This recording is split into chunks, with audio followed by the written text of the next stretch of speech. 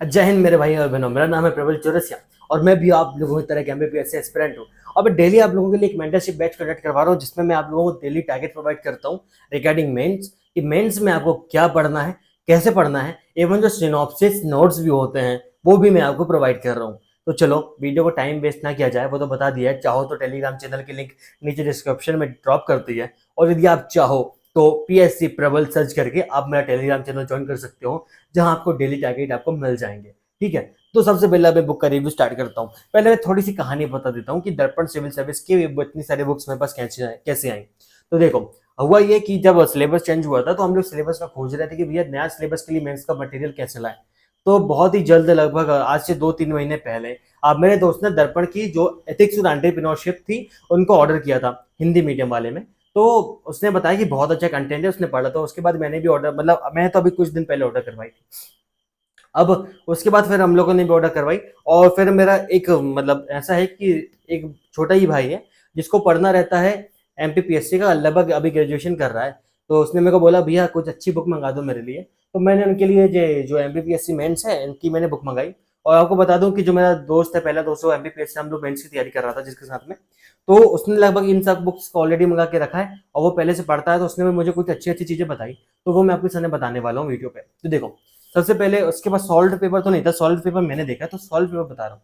ये जो MPPSC main solve paper है ना, ये है उसमें 1989 से लेकर 2021 तक जो क्वेश्चन पेपर है 2023 के सिलेबस के हिसाब से इसमें अरेंज किए गए हैं। उस साथ मॉडल आंसर भी दिया गया है। जैसे यदि आप इससे पढ़ते हैं तो आपको ये पता चल जाएगा कि मॉडल आंसर कैसे लिखना है। जैसे 2 मार्कर हो गए, 2 मार्क के साथ आपके कौन कौन से हो गए, 7 मार्क में 60 वर्ड और 200 मार्क में 200 वर्ड्स। तो इसमें आपको दो चीजें बहुत फायदेमंद करेंगी कि एक तो 7 मार्क के हिसाब से आप थोड़ा सा अलग से डेटा ऐड करोगे, और जो आपका मान लो एक बार 200 वर्ड्स है वो तो एज इट इज है, और 20 वर्ड्स के हिसाब से भी थोड़ा फैक्चुअल डेटा ऐड करोगे, और टाइम आपका मैनेजमेंट करना है। बाकी इसमें जो पैटर्न है, मुझे एक बैकलॉग ये लगा कि जो 2021 तक है और 2022 और जो 2023 के जो मॉडल क्वेश्चन पेपर है वो इसमें नहीं दिए गए।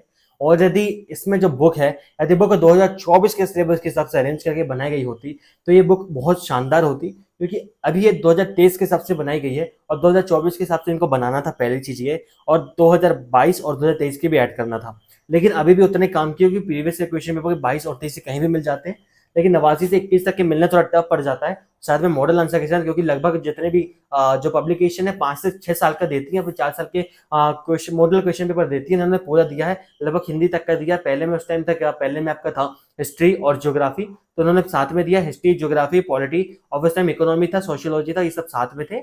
उसके बाद आपका science and tech total 10 unit थे, वो 10 यूनिट के भी दे दिए गए हैं। फोर्थ तो पेपर तो पूरा एज इट इज है, क्योंकि इसमें बस जो एड ऑन हुआ है वो आपको एड ऑन करने की आवश्यकता, वो भी इसमें देखने को मिल जाएंगे। और 5 में हिंदी में तो जो इंपॉर्टेंट टॉपिक वो तो आप इससे पढ़ लोगे। तो एक तरीके से यदि मैं इसकी बात बताऊं तो ये बुक भी शानदार है। आप चाहें तो, अभी कोई मार्केट में ऑप्शन अवेलेबल नहीं है, आप इसको ले सकते हैं। ठीक है, ये। अब दूसरा मैं बात रिव्यू करने वाला हूँ entrepreneurship management personality development and case study. इसका मटेरियल आपको बहुत कम मिलने वाला है। जो हिंदी मीडियम वर्जन था, हिंदी मीडियम वर्जन भी मंगाया था मैंने, वो मैंने अपने छोटे भाई को दे दी जो तैयारी कर रहा है। मैंने बोला कि चल भाई, तो अब ये मेरे पास इंग्लिश मीडियम की मैंने मंगा ली है, मतलब ऑलरेडी मंगा ली थी, तो मैं क्या करूंगा हिंदी मीडियम का रिव्यू करके, मेरे पास तो है। और इंग्लिश मीडियम हिंदी मीडियम में लगभग सेम कंटेंट है, बस ट्रांसलेशन है। तो मैं इसका रिव्यू कर देता हूँ। तो जो इंग्लिश मीडियम है, इंग्लिश मीडियम के साथ साथ बताऊँ, इंग्लिश मीडियम में तो कंटेंट बहुत कम मिलता है। इन सब की बात बता रहा। और दर्पण ने जो इंग्लिश मीडियम में कंटेंट दिया भाई, इसमें बहुत शानदार काम किया है। और जो एंटरप्रेन्योरशिप है ना, इसमें मुझे देख के लगता है कि इसमें बहुत हद तक थोड़ा रिसर्च करके इन्होंने बनाया है। अब बहुत जगह का इन्होंने मटेरियल गैदर किया है, बहुत अच्छा कंटेंट, अच्छा अच्छा, मतलब जहाँ का अच्छा कंटेंट है इन्होंने इसमें डाला है। और इसमें मुझे सबसे अच्छी बात क्या लगी, इसमें लगभग 4-4 5-5 डेफिनेशन दी गई हैं। 4-4 5-5 डेफिनेशन जब दी जाती है तो वो इसलिए इसलिए नहीं दी जाती कि आप चारों पांचों डेफिनेशन याद करो। ये इसलिए दी जाती है चारों पांचों डेफिनेशन कि आप समझो, उसमें जो डेफिनेशन बेस्ट लिख रही है उसको आप याद कर लो, उसको एज इट इज आप रिप्रेजेंट कर लो। प्लस इसमें जो फ्लो चार्ट का यूज किया गया है, वो फ्लो चार्ट का भी तरीका बहुत शानदार है। और जब आप फ्लो चार्ट का यूज करते हैं, फ्लो चार्ट का यूज करके जब आप सिनॉप्सिस नोट्स बनाते हैं, तो वो चीजें आपके दिमाग में थोड़ी ज्यादा टाइम तक याद रहती हैं। इसलिए जो एथिक्स है, सॉरी एथिक्स कह रहा हूँ, एंटरप्रेन्योरशिप बहुत शानदार है। क्योंकि अभी आप मटेरियल खोजते रह जाओगे तो आपको इंग्लिश मीडियम में मटेरियल नहीं मिलने वाला, ना हिंदी मीडियम में मटेरियल मिलने वाला है। और यदि मिलेगा भी वो ऐसी मटेरियल मिलेगा।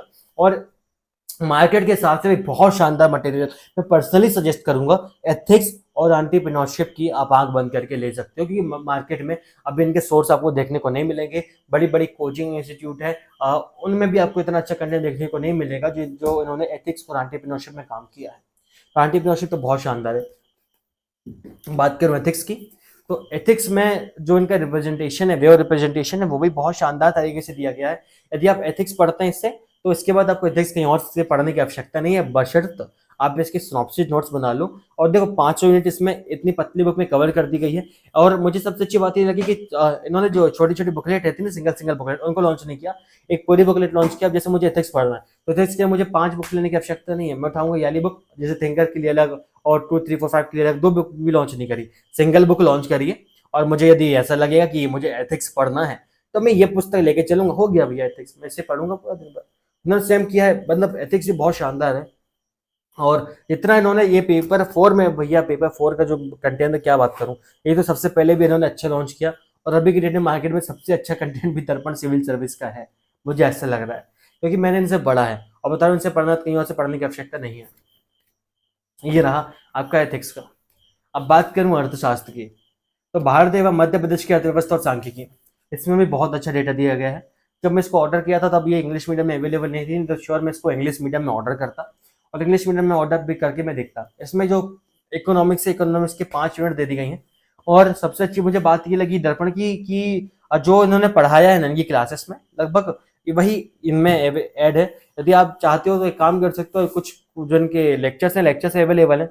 शायद अभी इन्होंने, जब मैं वीडियो बनाऊं उससे पहले इन्होंने सीरीज स्टार्ट कर दी है इकोनॉमिक्स के यूनिट 5 की, जो आपका चार्ट वगैरह था, सांख्यिकी था, स्टैटिस्टिक्स था, उन्होंने इसकी सीरीज स्टार्ट कर दी है। यदि आप चाहो तो पहले उससे भी पढ़ सकते हो, उससे पढ़ने बाद बुक को रीड करो तो वो ज्यादा इफेक्टिव होगा आपके लिए।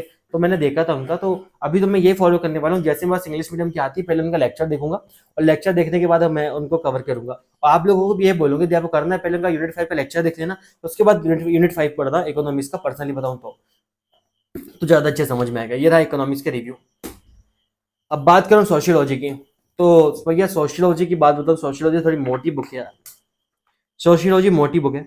और सोशियोलॉजी देखने में मोटी है एक्चुअली में, बट जो कंटेंट इसमें दिया गया है वो कंटेंट पर्याप्त है।